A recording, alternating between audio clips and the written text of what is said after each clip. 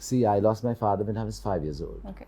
And even though I could sing and act and do all kinds of things, I couldn't get on stage when it came to the point of leaving school. And then old Mr. Lin, he was an actor. He Okay. took part in a lot of Sinhala films and all of that. Right.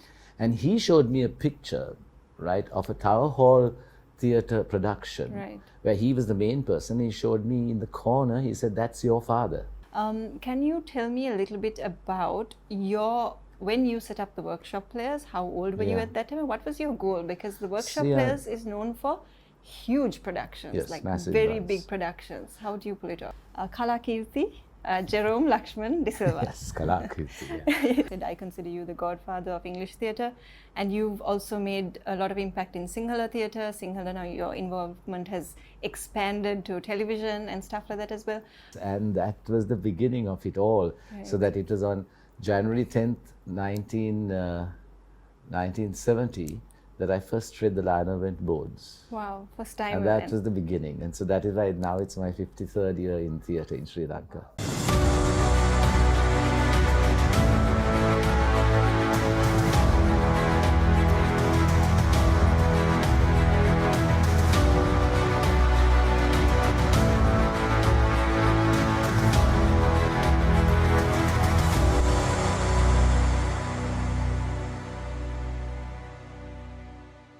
Hello and welcome to the debrief with me, Roel Raymond.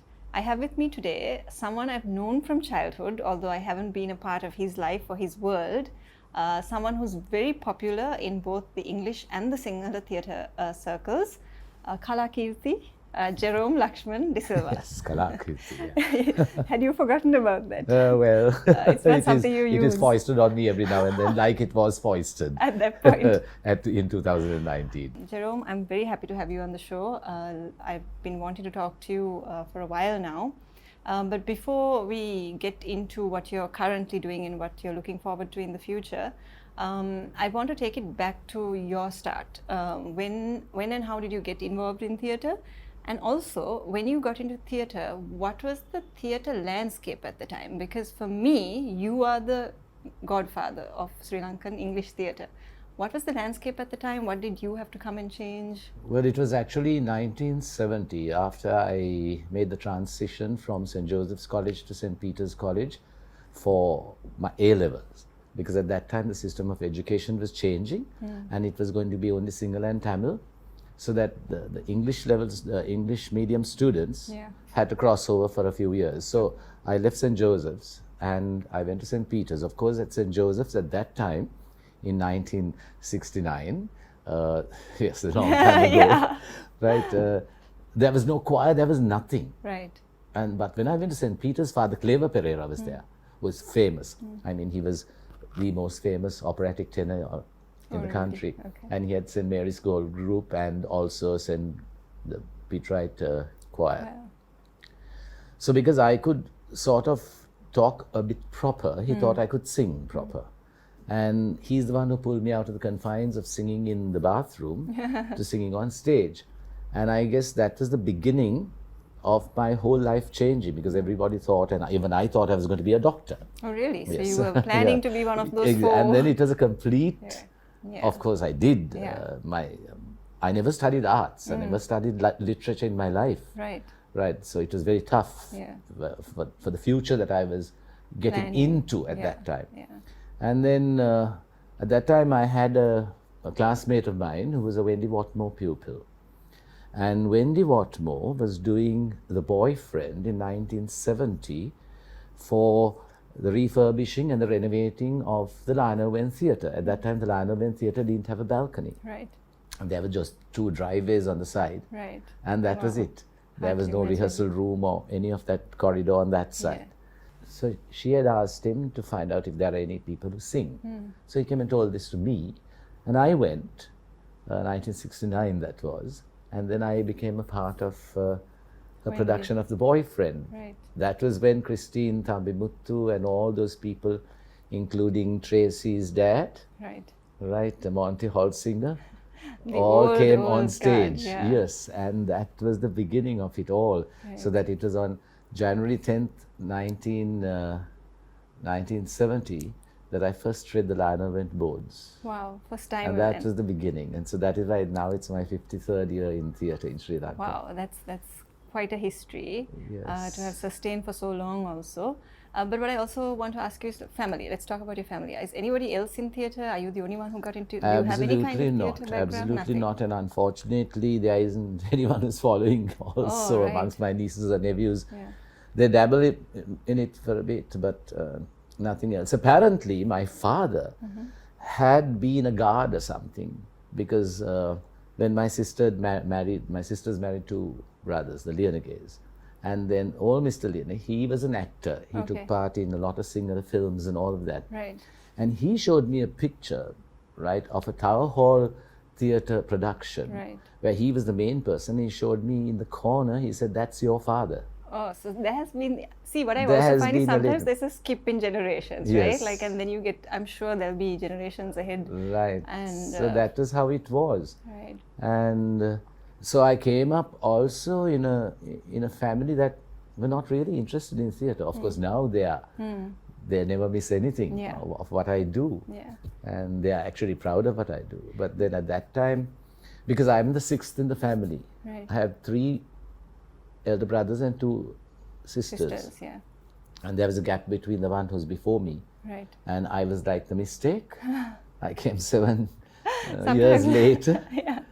Of course, and another thing is I come from a very military and sports family. Right. I mean, even my second brother was also the army commander, Wow, Jerry really? De Silva, General Oh. Jerry De Silva. So that, and strangely, it was while he was fighting the war and bombing Jaffna and Trincomalee that I was going there in the cause of peace and doing drama there in And theatre Jaffna. at that side. But they Wow. knew who I was and they knew who he was. Yeah. And actually, I was treated very well, in Yeah. fact. I mean, it's really nice that you've changed the trajectory of your family in a way, and not just in a minor way, in a very large way, because you've also touched, like I said, I consider you the godfather of English theatre, and you've also made a lot of impact in Sinhala theatre. Sinhala, now your involvement has expanded to television and stuff like that as well. Can you tell me a little bit about when you set up the Workshop Players, how old were you Yeah. at that time, and what was your goal? Because the Workshop See, Players is known for huge productions, Yes, like massive very ones. big productions. How do you pull it off? Well, actually, see, Roel, I never thought I was going to be a director. I just wanted to act from the time I was very young. Yeah, I just like to bring this history in yeah, because, see, I lost my father when I was 5 years old. okay, And even though I could sing and act and do all kinds of things, I couldn't get on stage till when it came to the point of leaving school, because we couldn't afford to give money for the costume. It was as yeah, simple as yeah. that. Wow, yeah, Right. So then it's when I went to St. Peter's and then got this opportunity to act in The Boyfriend. I only just shook a toe and sang a note in the chorus. yeah, And then I left school and I went into the Sri Lanka Broadcasting Corporation as an announcer in the English services. interesting. That Get was back when to I that. met Laddie Hettiarachchi, the late Laddie Hettiarachchi. And then he was a very good friend of Lucian de Souza, Richard's dad. Yes, yes. And he used to act in Lucian's plays. Plays, yeah. Then, one day he couldn't take part in a play. It was Crime Passionnel by Jean-Paul Sartre. So he asked me to go. So I grabbed the opportunity and I ran there. And that's when I met the Ponnayas, the Yeah. De Soizas, the Sanzonis, the whole lot of people. Yeah. And at that time, it was a Tomian-dominated, I was just about to ask you Tomian-dominated scene. that. Correct. St. Thomas's was the bastion of theatre. Yeah. Whether it was anything, Yeah. public productions, Yeah. inter-school Shakespeare competitions. And I think I was the only one who broke through that bastion Yeah, yeah. and was still around. Yeah, and you're still doing that. I see you Exactly. doing this crisscrossing. Exactly, all of yes, a these, lot of yeah. schools. And that's great. That's really So great. that's how it began. Yeah, And then it went on. yeah. And then, so I used to take part in almost, just because I could sing a little, I used to take part in almost every production that was a musical and also other people's productions. Right. And because I just loved acting. Yeah. Now And that's all I wanted to do. Yeah. Now this is when you're an adult, right? This is your young Yeah, adulthood. and now I had started working, so Exactly. I could afford. How did you sustain this? So I could because I was an announcer, so it was also a sort of creative field. Correct. Yeah. And I used to do radio drama and all those things, and So I was a you producer really for radio found drama. yourself afterwards. Exactly. And then in 1979, Father Claver, who I said was my mentor, I used to help him with St. Peter's College inter-school Shakespeare drama competition. And in 1979, he went abroad. Okay. And the onus was on me to train the team for the inter-school Shakespeare competition. And we came to the finals and lost to St. Thomas's College by the toss of a coin at the finals. Yeah. Yeah. St. Thomas's, directed by Rohan Ponnaya with Chandra Piris and all of them. Yeah. They did Taming of the Shrew. I had a very junior team running around in my mother's curtains and things like that. And you were a junior director. Yeah, that was the first time I directed. And it was a huge success. And that was when the late Father Joe Vikramasinghe, he told me, we have not done a production for ages. Why don't you think about it? So Father Claver was abroad. 1979 was declared the International Year of the Child. Okay. And so I chose Oliver. And that was my debut as a director. Yeah, and it went on. And then it just soared, it just skyrocketed. It just went on and on and on. Workshop Players came in at which point? At so that that's point right. So 79 was the St. Peter's College thing. And then I worked with St. Peter's, they won. Then I worked with D.S. Sendanayaka, brought drama there in 1984. Then I also I worked with Holy Family Dehiwala, Alithya Dehiwala, St. Joseph's College, Holy Family Convent. So I was helping a lot of schools. Yeah. What happened was, then there was a hiatus where I didn't direct St. Peter's after they won the competition. I went on to the other schools. Yeah, and you took Right, on. yes. I went right round. And then I came back in 1991, while I was doing St. Joseph's and the other schools, to St. Peter's College. And then that year, in 1991, December, I was helping with the primary concert. And after the primary concert, some of the senior prefects who were on duty, they came up to me and said, Jerome, we want to meet girls. Okay. Right. Now I had already done Oliver, then I had done Godspell, I had done Cats, and I had done Oliver again. Yeah. That was until 1984, from 79 to 84. Yeah. And we had Michelle de Brogan taking part, with Graham Hatch doing the costumes, Richard de Souza helping us with the makeup and other things. Yeah. And a whole lot of people were involved. Indira Abhisena Jonklas took part in Cats and all of those things. So I said, what's the meaning of this? I mean, we have had from other schools and other people women taking part and girls taking part in our productions. Then they said, now it's not the same. We only meet them when we go for English Lit days or whatever it is. Interact Club. Yes, Interact. So then I said, okay, then why don't we were having a drink at Golf Face, we had sneaked off there. Right? And I said, so why don't we start a workshop? Because they said they had just started in 1991, the English Literary and Drama Society of St. Peter's College. So I said, using that, why don't we write to the schools and officially and say we are going to start a workshop and see what happens. Yeah. And so the letters went out, and in 1992, on March 7th, 33 students from various schools came to St. Peter's College to a dusty classroom, and that was the beginning of the workshop. So it was very much a St. Peter's also thing at Yes, that but of course we had Methodist College, Ruantadijikera, all started from there. Right. Yes. Now I have to ask you this question, St. Peter's or St. Joseph's? Lots of people ask me that question. Lots of people, they say you were a Josephian for 10 and a half years and you were a Peterite only for 2 years.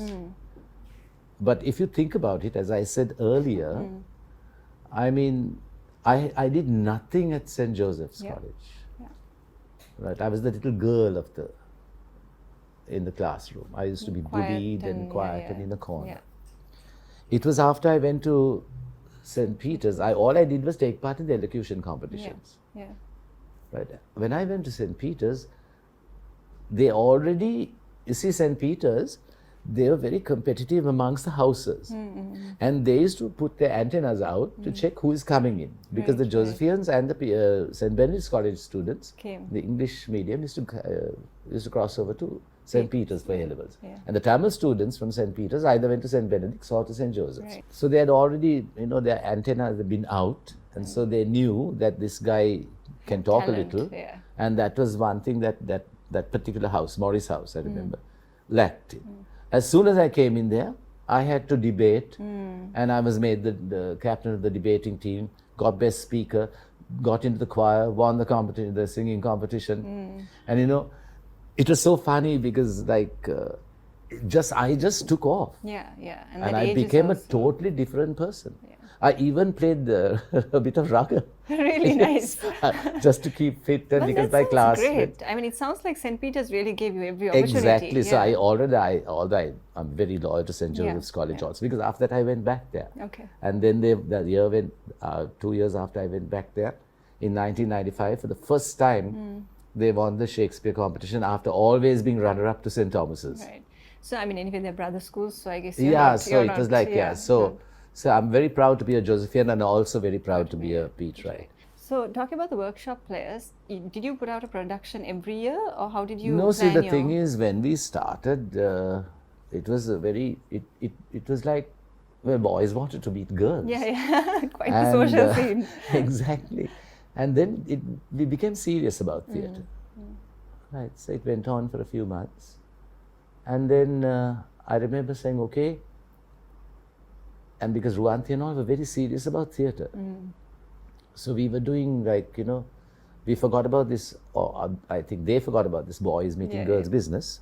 And it became a serious thing. And then I said, okay, now let's give ourselves a name. And all creative people were there, like the Jehani Loyces and the Ruanthi Jikeras and all those people. They said, all right, okay. I waited for 2 weeks, nothing was forthcoming. So then I said, I came up with this name, workshop. Well, they are actors, players. So I went and said, I thought of a name. I said, Workshop Players. Then they looked at it and they said, it's very, I mean, Workshop Players, it's like, there's nothing creative about it, and like that. I said, okay, you creative people, superb. I'll give you another 2 weeks to come up with something better. Until then, we'll call ourselves the Workshop Players. Nothing came forth. I'm still waiting. Nice. I'm still waiting after 30 years. After 30 years. Are you open to changing now? Too late. No, now it has become a brand. Correct, exactly. Yeah. I mean, when you say Workshop Players, that the name alone sells tickets. Correct. Tell me about the process, because I remember even as a child, I did, although like I said, I was not involved with theatre, I did come and hang around sometimes during the practices and stuff. And I remember the whole, you finish practices 3 a.m. Sometimes you're going to Pilaus to have food afterwards, and like the lighting crew and Ryan Holsinger. And that's right. See, that's another thing about the Workshop Players. We became our own company over the years. We used to have professionals coming from outside and doing the lighting and the makeup and all. Now it has become a thing that we run ourselves. And these are the same people who help with everybody else's productions. Correct, exactly. Where lighting, makeup, costumes, stage management, everything is concerned. So if you're putting up a production, let's say, how long does the process take? Are you going to... Well, it depends. It depends. Like sometimes we do major productions like Phantom or Les Miserables or any of those things, or My Fair Lady. 6 months, but only during the weekends. Right, okay. And that also, the first 3 months, it's only on Sundays. Right. But we work long hours, like 10 to 4, 10 to 5. So we cover a lot. And one evening, like on a Thursday evening for singing in a separate place. Yeah. And 6 months is, I think you can manage. I mean, if you think about it, is 24 rehearsals. Yes. 6 4 is 24. yeah. How's the stress like before production? Are you known to scream and shout, or? I always scream. Oh, you do? Okay. So much so that even in the schools, because I teach in all the schools now. So people in theatre know this about you, but I Yeah, think people you know, in the mainstream who perhaps don't know enough about theatre or don't visit theatre wouldn't know anything beyond the fact that you are a theatre person. They wouldn't know that you had an advertising No, it's career. like, because that was, see, my profession actually was not drama. It was broadcasting and advertising. And even broadcasting, I didn't know about till you just said. Yeah, so. and I still voice commercials and still do broadcasting. So like it was only 10 years ago that I stopped everything, and I thought, because then the schools were asking me to teach them. And St. Benedict's had already asked me to teach them. At like a professional level where they would pay me. Until then I had been doing everything absolutely free. Right. Okay, so then I thought, okay, now I'm also getting older and advertising is very stressful, extremely Deadlines, stressful. So then what happened was, I started teaching. Then I started teaching at Leeds, Panadura. Then when I was leaving advertising, Dialogue said, no, we want you to still work, because I was very much a part of their success. Right, creating into the coming brand into number one, like Kit and all that created and so like all those from very number famous 4, ads, so from number 4 they rocketed to number 1 in just 2 weeks with just one ad. I still remember in 1999. Is that the one with that very famous Jason Jayasuriya? Yeah, that's the second all one. The girls. That is the second one. That is the second one. So yeah, those are, so that is why, you know, and then all their football ads and their rugby ads and their cricket ads and all that were things that I wrote. So like, and then after that Ryan came in, and when I joined Masters and all that. And then when I was leaving, because I wanted to now give up everything and never mind, even if I became as poor as a church mouse or whatever you want to call it. Less stress. Yes, I just wanted to teach. Kemadas in 1989 was doing Manasavida, the first opera in Sinhala. Wow. And one day I was at JWT at that time, near Police Park. And Kemadas said, come early morning to meet me. So then I went, and he said, මම වැඳලා කියනවා Jerome, please මගේ choreography ඇවිල්ලා කරන්න. තව සුමාන දෙකකින් මේ මගේ නාට්‍ය පටන් ගන්න මුකුත් කෙරෙලා නැහැ. So I went. And the music was so, and we practiced at Vida Kinnaman's place. Kema's mother. Right. Peter Kinnaman's wife. Yes. Right there. And I listened to the music, and it was so fabulous. I said, I mean, Manasavila is about fish in a pond. It's a Jataka story, the Baka Jataka, and about the Koka and the Kakutta and all kinds of things, right? So, never mind if I speak in Sinhala. Right, I got so used to it. No, that's fine. And then I said, fish don't go to sleep even, or we never notice. So, I just choreographed the whole thing from beginning to end. And the lovely thing about Sinhala theatre is, now we in English theatre or Western theatre, we meet in the evenings. It's a hobby. For them, it's a livelihood. It's their life, even if it's not a livelihood. So I used to choreograph a bit. They work I go to work in my advertising, go back in the evening to see they have perfected that. Then I just come. So in a few days, in 1 week, I completed the whole 2.5 hour opera. And that's how you got your and Sinhala. Then.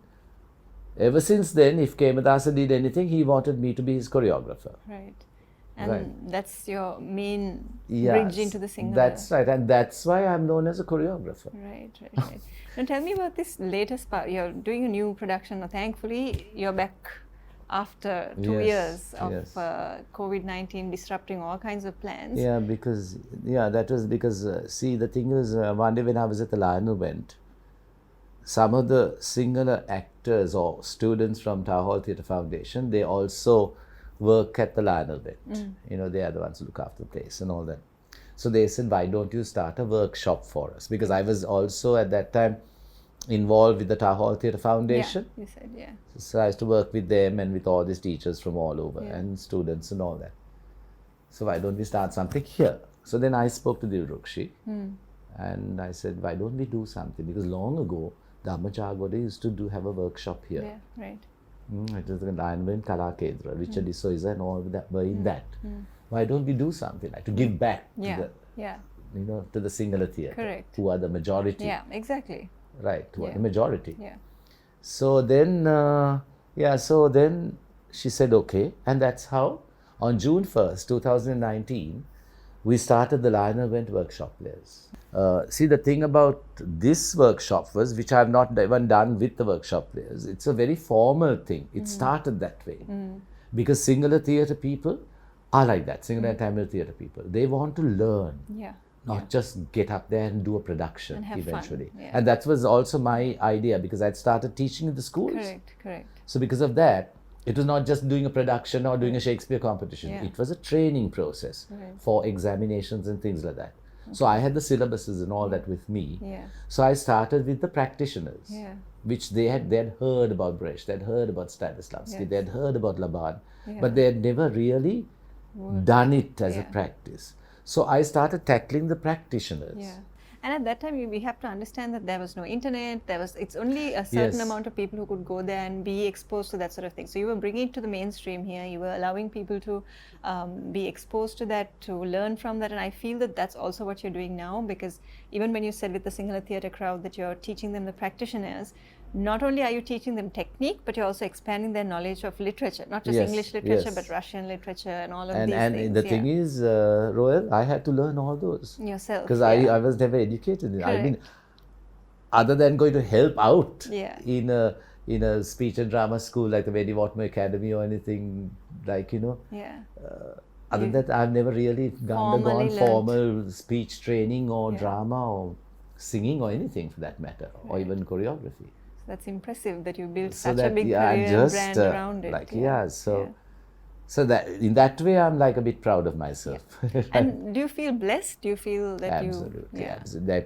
I mean, there is nothing I do without prayer. Yeah. Absolutely nothing. Right. I mean, I still believe inspiration comes from above. Yeah, 100%. I mean, I'm not a fanatic. Yeah. I do read the Bible every day, and I do a study. And I must say, prayers have been answered. Yeah. Always, because I had nothing. Yeah. And Even though I'm something today. Yeah, exactly. So in conclusion, I have just one question to ask. You have a play coming up. It's a trilingual play. Yes. Akuna, can I know a little bit about it? Yeah, it's just that, like, once we did this practitioners thing, then we thought, you can't sustain that. People need to perform. Yeah. Right. Yeah.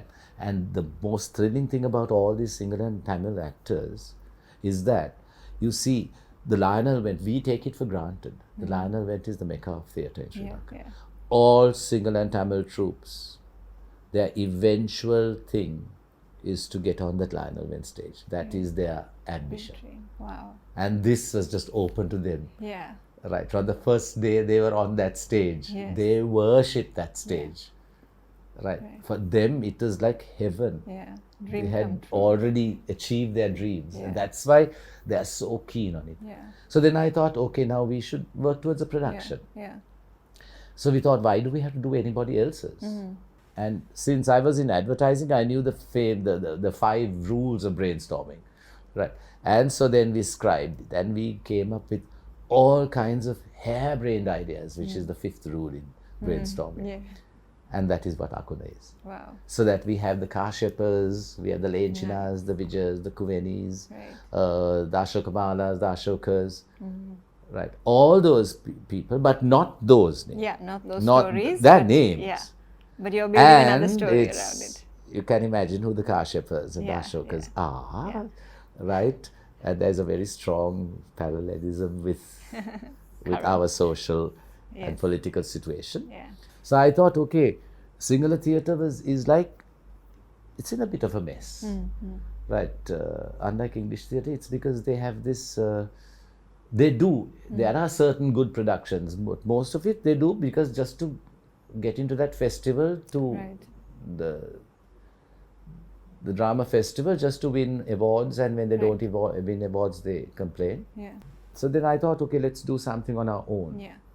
So, and really do something nice. Yeah. So I thought, okay, Hamilton, I said, why don't we just, without being traditional or whatever it is, we'll combine hip hop and rap with tradition. Nice. And that's what has happened. That's what we can expect with Akuna. Yeah, so the music, the dancing, the choreography, the acting, everything is an absolute fusion. And that's when I thought, okay, we should go trilingual. Yeah. So really looking forward to seeing that. and I loved having you on the There's show. another thing, Roel, is like with that, like I'm in March 8th, we move into the theatre. We are starting also a festival. It's an arts festival. Okay. From 8th to the 20th, we'll Okay. be at the Lionel Yeah. Wendt, right? And from the 8th to the 20th, we in the corridor and the Harold Pierce Gallery, we'll be having an art exhibition and also performance art Okay. by them, by the By actors. the Lionel Wendt By Workshop the, Players. yes, Right. by them. So they have their artwork. Like I watched one of your programs some time ago about Kalapura. Yes, yes, Right. yes, like something So like that, right? yeah, so it will be like that, and it's Right. their own work. Yeah. And then after Akuna is over, on the 13th, yes, on the 13th, on the 14th and 15th we'll have a small hiatus, but it'll be for rehearsals for them. Right. And then from the 16th, other than the 17th, which is a poet day, Till the 20th. till the 20th, will be a festival of their short plays, Oh, really? which they themselves have written, and with those actors. So That's going to be fascinating. I hope you get a lot of media coming in because these are students, right? Yes, It'll be good to see yes, them and give them yes. that platform. yeah, I think that's important. Thank you very much, Jerome, for coming on the show. I've never had a theatre person really in your capacity come and speak in such technical detail about things that we Is didn't it? know Was it about. technical? No, Yeah, in the okay. sense we didn't know. There's so much that I don't know. And I was fascinated by everything you told me about the lighting and how things, basically the behind the scenes. There's a lot that you don't see behind the scenes. So I'm happy that you shared this with me, and I hope to have you again, maybe perhaps after your production. And as you keep doing now that COVID is done with, hopefully. Well, yes. And we can live with COVID, that's the new We have to. slogan. Yeah. As your new productions come up, that we can maybe get an insight into what's happening. So thank you so much for coming, and loved having you on. Thank you so much for giving me this opportunity, because it's nice to talk about these Yes. things, because people don't know Correct. and how much goes into it. Correct. Not just the Exactly. blood, sweat and tears, but Yes, the thinking. whole Yeah. thinking. So thank you very much for having me on this. You're welcome. Thank you.